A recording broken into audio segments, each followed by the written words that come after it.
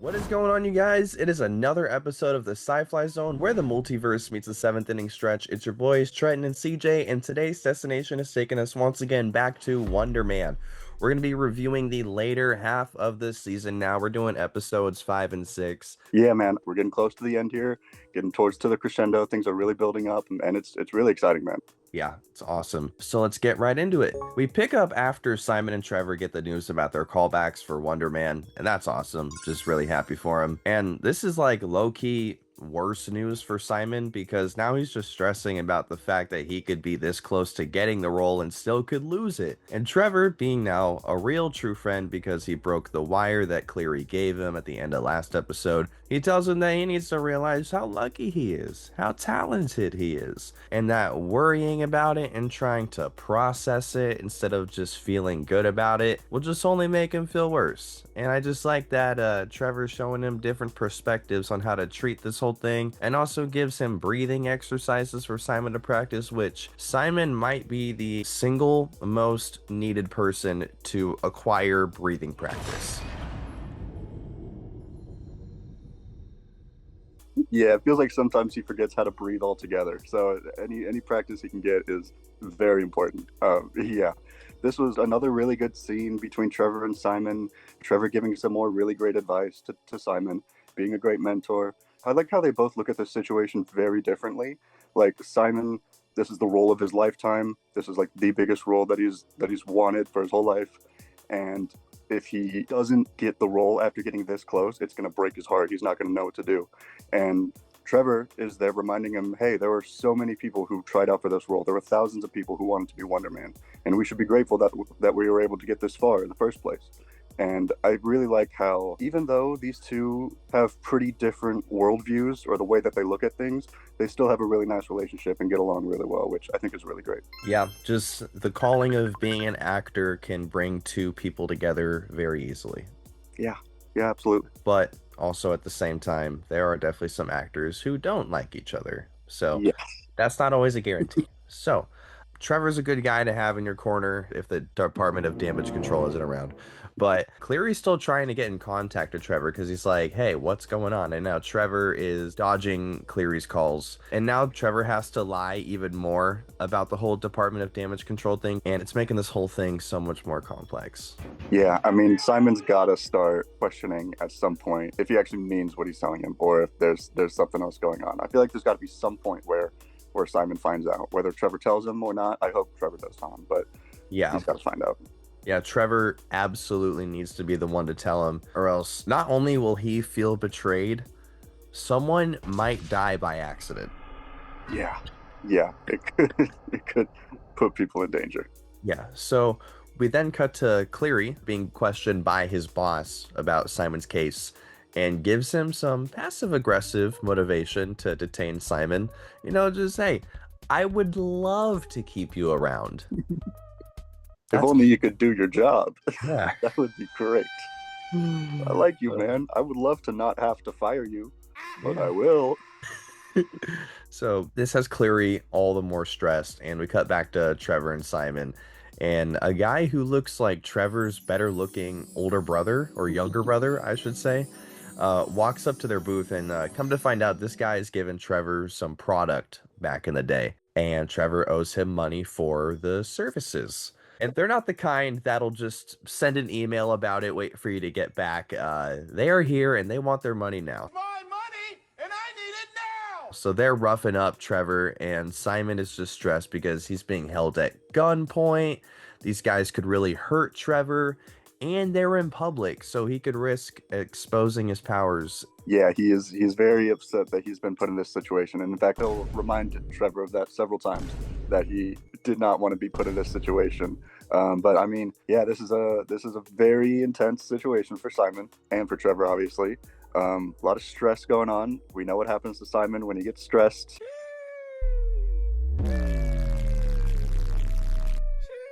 Yeah, you don't like him when he's angry.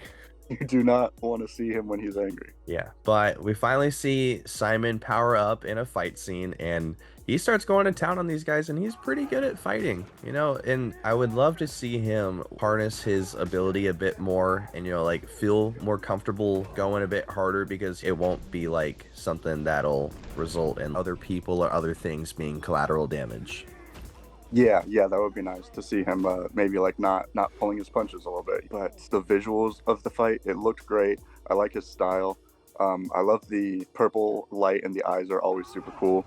And there was also like this purple haze, like glowing haze around his hands, which I thought was awesome. I think it was a really good visual of how like he like harnesses the energy of the things around him and uses it for his fighting. I thought it was really cool. Yeah, it is really cool. And like it kind of reminds me of Gambit a little bit, Mm, because yeah, like Gambit charges up the energy within stuff and then throws it, and then like it explodes. But Simon like takes it and harnesses it and then like uses it like through his like force. Basically, it's kind of cool. yeah, yeah. It's really cool. And of course, Scooter Kid records and sees the whole thing. And I love that Trevor asked if Simon has like super speed while they're trying to chase him, and he just ignored the question, said, "Hey, we get in the car, let's go." No. Yeah, Yeah. And Cleary's calling more, Trevor's ignoring more, and just watching that play out just makes me more nervous, because like Cleary needs to go all in on Simon for his career. So he's not going to let up, and Simon has no idea that any of this is going on. yeah, man. He is so in the dark about this, and the stakes are so high. Either Cleary loses his job, or Slattery goes back to prison, or Simon goes to prison. He has no idea any of this is happening. He can't prepare for it because no one's telling him anything. Yeah, so they're driving around looking for Scooter Guy, driving on sidewalks, stressing about the movie, and like all at the same time, they also get the lines for the scene that they're going to be reading for the callback. And I feel like the chaos in this episode, and just like honestly, like the chaos in general, has been really well orchestrated. Yeah, it's been done really well. I like the pacing a lot. This is the shortest episode by far, but it's like very fast paced, like foot on the pedal. So they're able to still do a lot and bring the story along, even in a shorter episode.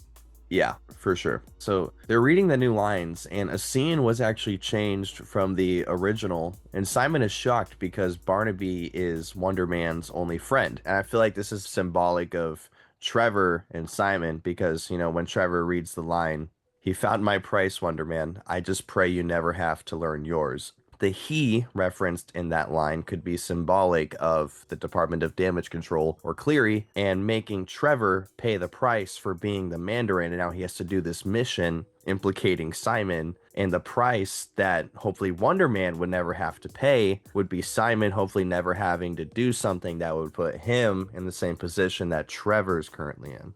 Yeah, man, the writing is done so well. There are so many parallels between the Wonder Man movie and Simon and Trevor. Like Simon and Trevor are basically Wonder Man and Barnaby in a way. Like the relationships are very similar, it feels like. Yep. And that will only result in more parallels later.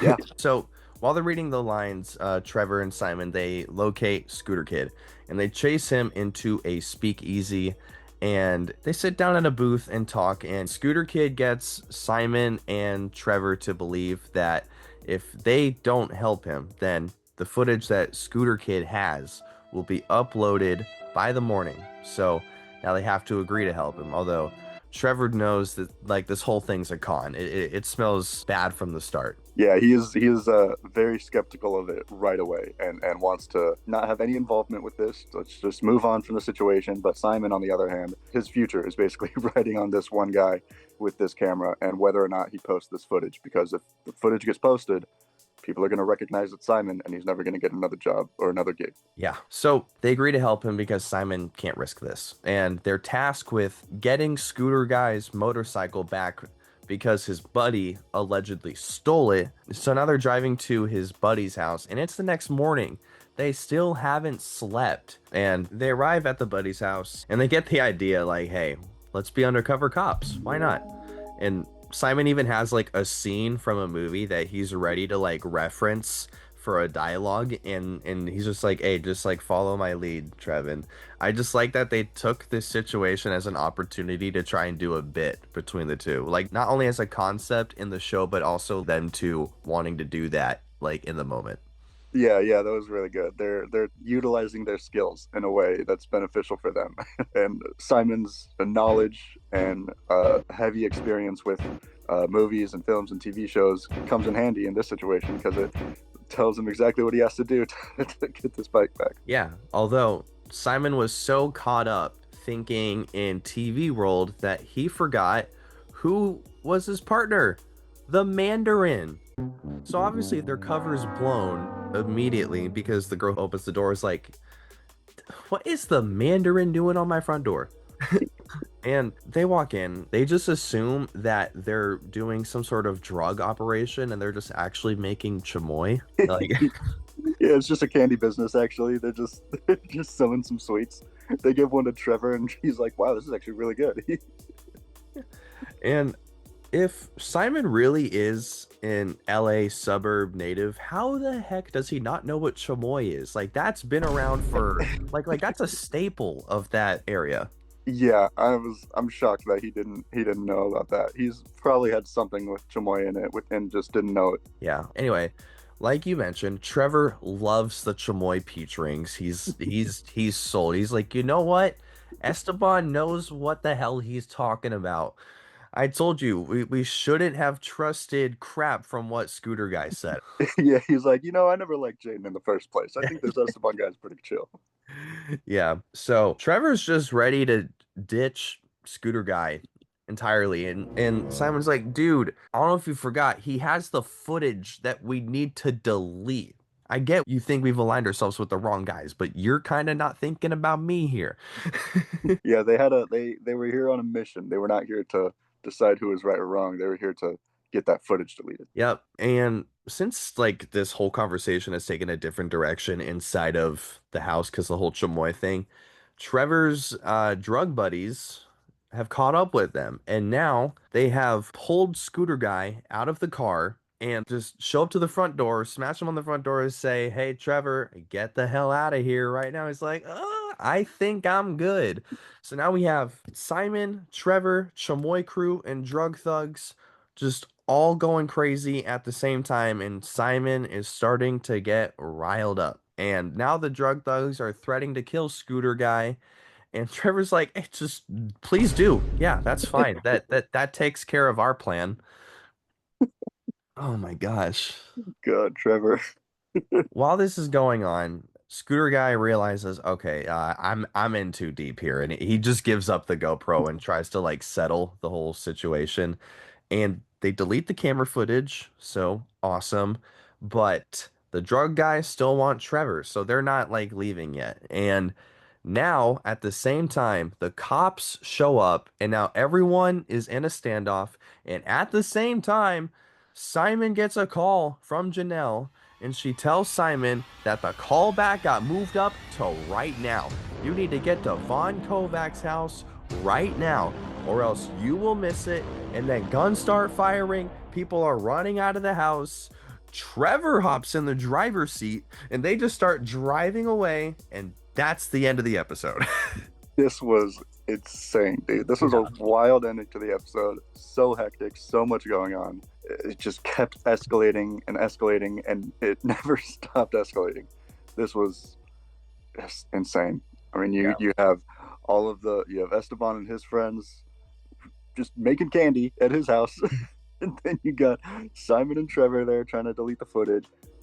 Jaden's there, Scooter Guy is there, being held hostage by these drug dealers, and then the cops show up, and then they start shooting. This was insane. So much action going on in this episode. We got the Simon with his first fight scene earlier in the episode, which was great. I really enjoyed that.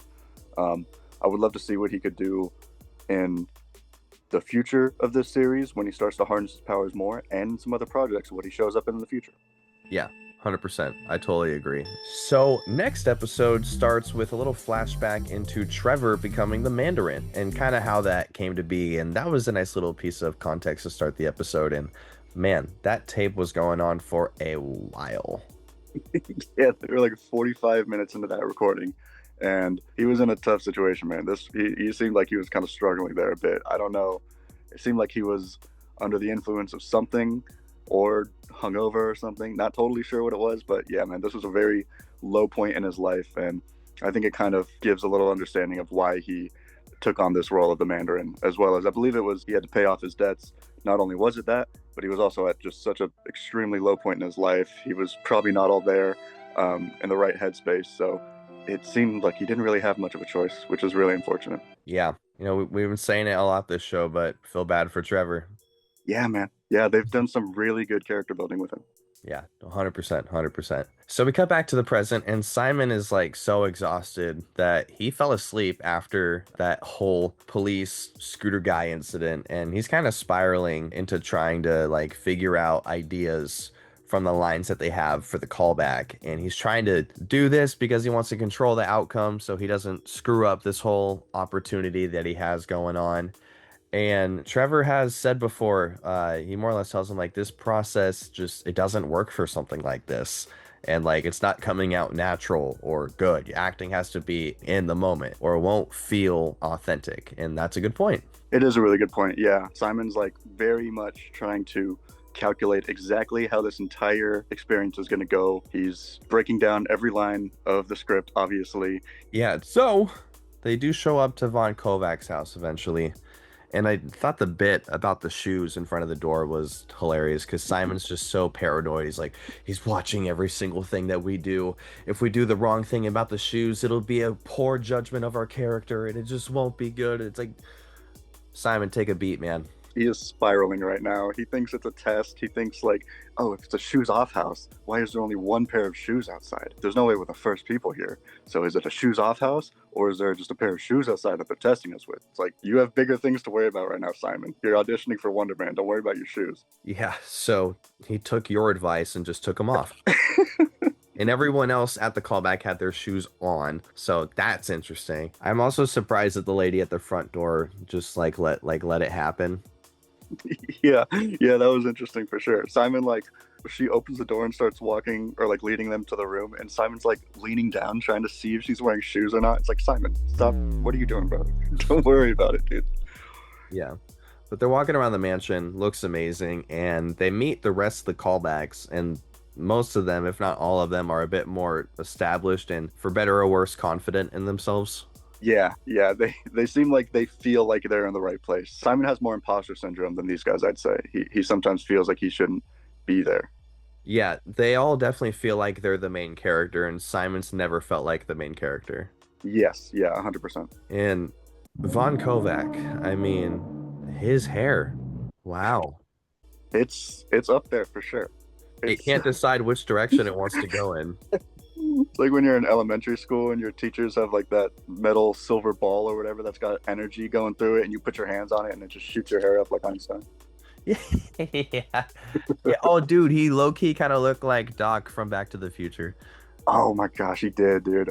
Wow. Yeah. They walk into the inspiration room for the movie, and the photos are cool. We see some Captain America stuff. One of the actors even sees his own face on there, and he's like, is that me? And Von Kovac's like, ooh, you must have gotten into my head. And he's like, me? Oh. Who, me? Aww. Although I will say, the song that he picked for the intro of the movie, pretty good. That was pretty good. It was a pretty good song. Yeah, it had a James Gunn vibe for sure, like some Guardian stuff. Yeah, it really did feel like a James Gunn needle drop. Trevor even starts like freestyling at one point. Like he starts playing like an air trombone and like doing ad libs or whatever. It was nobody else was enjoying it, but Trevor was enjoying it, so that's all that matters. Yeah, he was just going for it, and it was a little offbeat too, but it's fine, Yeah. Anyway, so Vaughn, Mr. Kovac, he wants to put people in pairs to do some improv, just kind of get a feel for what these actors can give on and off the screen. And Trevor gets paired with someone else, and Simon hates this. He's like, well, me and Trevor, we've actually, I do not care. I don't care. Yeah, this is another good representation of how Simon and Trevor look at things differently. Simon had planned out this whole day and what was going to happen and how they were going to do their lines together. And then he gets told that he can't be with Trevor. And he tries to be like, hey, actually, me and Trevor we were going to do it together. And Trevor's like, hey, no, don't. Just roll with it. This could be good. Like, he's rolling with the punches, trying to get Simon out of his comfort zone, trying to get him out of his head. Yeah, and also this is the exact thing that got Simon fired from American Horror Story. He thinks his idea and his take on whatever scene is like needs to be the way that it needs to go, or else he won't like it or he won't be comfortable with it. And like, I don't know how much one carries over the other, but it's like it's a big thing that his brother Eric also mentioned. Like, when are you gonna acknowledge the fact that like it's not just creative differences, like it's a bit of you. Yeah, man. And even like Janelle said it to him too. Hey, there are a lot of talented actors out there that are not as difficult as you and are not going to put up as much of a fight. Like, there are several people in his life telling him, hey, maybe try something a little different. And now he's being literally forced to try something a little different. Yeah. So Von Kovac tells Trevor and his partner to just do a scene, gives them some roles and some context. Dude, I would watch a whole movie between these two. Like, it was such a good scene. They killed it. Yeah, they did really good. Von Kovac liked it too. But yeah, I mean, this was a great scene. Once again, anytime that there is a scene in Wonder Man where people are acting, it's really good. It's really, really good. Yeah, and also, like, I'm kind of projecting here, but I thought it was interesting, you know, like, it was obviously all men and all what looks like straight men, more or less, getting callbacks for the role. And he put almost all of them in relationship dynamics. And I thought that was, like, really interesting because, like, for a long time, gay relationships have been kind of, you know, in Hollywood because, you know, homophobia reigns supreme for some reason. You know, I don't get it. But when I was watching those scenes between those two guys, you know, I get that I was like watching them like do a scene together, but like them being in relationship dynamics together like didn't affect the way I watched this scene at all. I still really liked it, and I think it was cool that the writers, like, it didn't seem like they were worried about that being a problem at all. But if this show were to come out like 20 years ago, I don't know if this scene would have existed. Yeah, that's a fair point. It's a really good point. Yeah, I like how they did it. I like how Trevor and his scene partner put in that situation where, like, just totally embraced it. They were like, okay, cool, this is my role. I'm gonna play it. Like, being water in a wave. Like, they're going with what is being directed to them. Yeah, exactly. And I also love that Vaughn said, use the whole house. Like it made for like such a more compelling scene. Yeah, it really did. I like that. I like how they did that. They didn't feel like they were like trapped in a box, you know. It really did feel like they had more freedom to explore, like, not only the scene but like explore the characters as well, like body language and like the physical acting is also a big part of acting as well. If you're sitting in a chair not showing any body language, then it's not going to be as intriguing as a scene as if you're walking around the kitchen or like showing your frustration in a way. Yeah, exactly. 100%. So now it's Simon and his partner's turn. And initially, I thought this scene was done pretty well because it seemed like Simon, when the scene was going, he was like, okay, how am I going to take this? Where am I going to take this? Because it seemed like he was kind of stuck for a bit. So then after the scene's over, Von Kovac reveals, oh, you just did a scene from Pretty Woman. Not exactly what I was looking for. And I was like, oh, okay, that's why it was done so well, because I actually haven't fully seen Pretty Woman, so that's why I didn't clock to me initially. But after he said it, I was like, oh, okay. Because when Simon was doing it, I was like, okay, I kind of see what Simon's going for here. You know, when Von Kovac said the house, he's taking that to a new level. He's trying to show that he takes risks, and I kind of like that. But then Von Kovac saw right through it, unfortunately. Yeah, he did see right through it, and Simon did take a little bit of time to think before he started talking, which is exactly what he does too much. He's thinking too much. He's preparing a scene for what he's going to do, and I did like his performance of it. It was done really well. It's been a while since I've seen Pretty Woman, so I don't remember all of the scenes, but I like how he was like breaking the plates and the glass on the ground. Like I thought that was really bold, and I think if it was an original scene, it probably would have worked better. But yeah, like you said, Von Kovac saw right through it. I also think that it's interesting that the reason they're doing this exercise without actually going through the scripts is because Von Kovac said he wants to see the deeper human of each actor. He didn't want them just reading, like regurgitating lines that he wrote. He wanted to know more about them. And I thought it was interesting that Simon, in being told to express himself and tell them about himself, he just goes to reciting a line from a movie that he liked that really stuck with him, rather than actually exploring himself and expressing himself because he doesn't feel like he can. 100%. And they'll actually expand upon that exact thought later on in this episode. Yeah. So after that scene just does not go well, Trevor's reminding Simon of the obvious. I get he was trying to help, but like the way he worded it in this particular situation was kind of seen more like an unnecessary reality check. And Simon's blaming everything on Trevor and just tells him to F off, basically. And now we just cut back to everyone regrouping in the living room. Trevor's chatting with everyone, giving stories and just about his career and whatnot. Vaughn enters the room and Simon's like, "I want a shot, please." I was like, okay, fine. You asked very nicely. You All said right. please.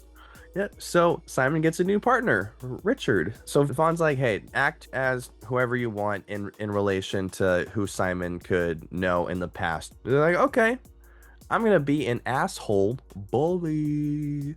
So in the scene, they're reciting a phone call, obviously, and Richard starts calling him a freak, reminding him of probably bullies that Simon actually had when he was younger. And he starts pissing Simon off really bad. He's like, "You're a freak." What the fuck, Richard?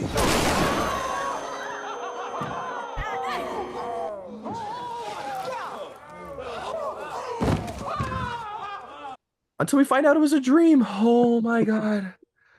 Dude, I'm pretty sure half my neighborhood heard me scream when I saw Wonder Man punch that hole, dude, because I did not think that that was fake. Because I didn't think the show would ever show anything like that, and let alone have it be fake. And I was just so happy that Simon did not just throw away his whole life. Oh my goodness. Yeah, man, I was shocked when I saw this. Just like you, I was not expecting this level of violence. Like this isn't The Boys. Like No, this isn't that The would Boys. be on The Boys. Yeah, that would be on The Boys, or it'd be something that Kingpin does. Those are like the only two situations where that happens. I was not expecting this at all.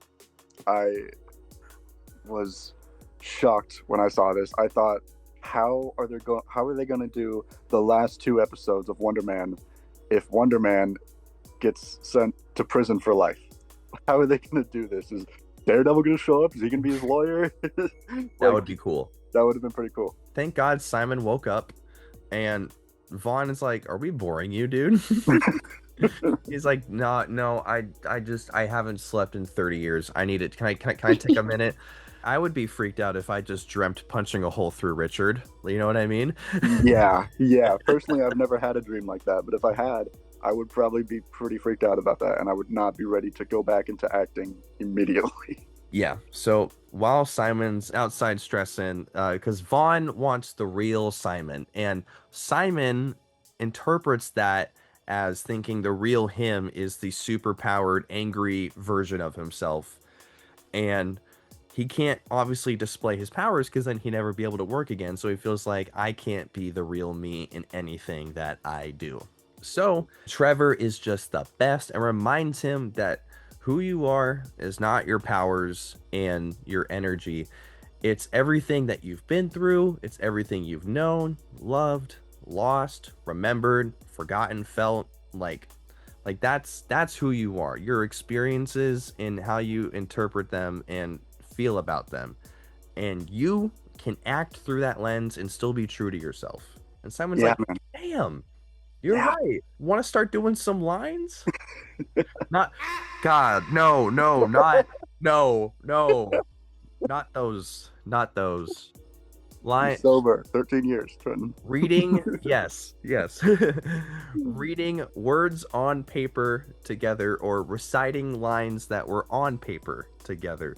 So anyway, they're not doing coke. Trevor's speech inspires Simon. They go back in there, and Vaughn lets them do a scene together between, Trevor and Simon, and they kill it. They do really good, and Vaughn pulls them off to the side, and he says, "Hey, I just wanted to tell you guys personally, you guys got the roles of Wonder Man and Barnaby." And we were just like, "Yeah, let's go!" Man, yeah, bro, this was so exciting. I'm so happy for these guys. Both of them deserve it. Their personal relationship is great, and they both make each other better actors, I feel like. And also, we mentioned the parallels between the Wonder Man and Barnaby's relationship and Simon Williams and Trevor Slattery's relationship. It's just like the perfect fitting. 100%. Yeah, their dynamic is great. I also just love the fact that like I found myself genuinely rooting for these two guys. Yeah, man. I was like genuinely very happy for them that they both got what they wanted. Yeah, me too. So now they're just driving back to Trevor's apartment, and Simon's starstruck. He can't believe it. And this moment just felt, it went on for too long. It was too good.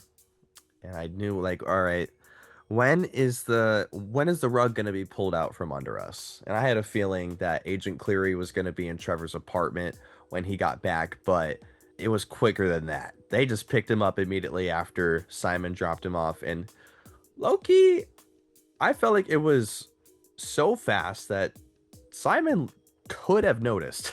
I was thinking the same thing, man. He had not left that long. He could have like checked the rearview mirror, maybe seen Trevor getting in a different car behind him. But yeah, that was weird. But I mean, yeah, you like you said, it was too good.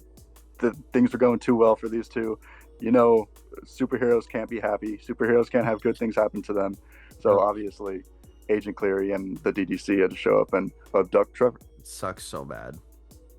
So now Cleary says, "Sorry, Trev, you're going back to prison since you don't have the wire. You don't really have anything for me at this point after all of the stuff you've been through." And Trevor has to play double agent again, which I'm sad he's being forced his hand like this, but like this is best case scenario, because if he just folds and goes back to jail, then Simon still has no idea that the Department of Damage Control is going after him, and he also would have to find out from them that Trevor was working for them to a degree. So that would just be terrible. So Trevor has to do this in order to be able to like at least tell Simon what's going on and like give him a chance to make a play. Yeah, he's kind of making the best out of a bad situation. He's convincing Cleary to give him some more time, not to do the things that Cleary actually wants him to do, because he's going to be obviously warning him about what is coming. And hopefully he does tell him the whole truth. You know, hopefully there's not like any like lies by admission. Hopefully he just tells him like flat out what is going on and how he got in this situation. And he also did ask for uninterrupted time. Yes, that was interesting. Yeah. It's crazy how after having nothing allegedly up to this point, he's asking for a lot more. Yeah. I mean, Cleary was calling Trevor a lot when he was with Simon. We saw him ignoring a lot of calls.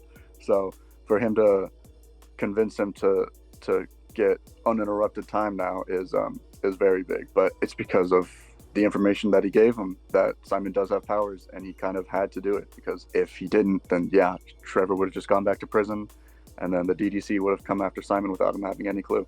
Yep, this has been the end of the coverage of episodes 5 and 6. We'll be covering episodes 7 and 8 very soon, so please stay tuned for that. And if you made it this far, thank you so much for watching, and we hope to see you on the next one. Please drop a like, hit that sub button, and if there's anything that you want us to talk about topic-wise, like Marvel, DC, etc., just leave it down in the comments, and we'll definitely do it. See you guys on the next one. Peace.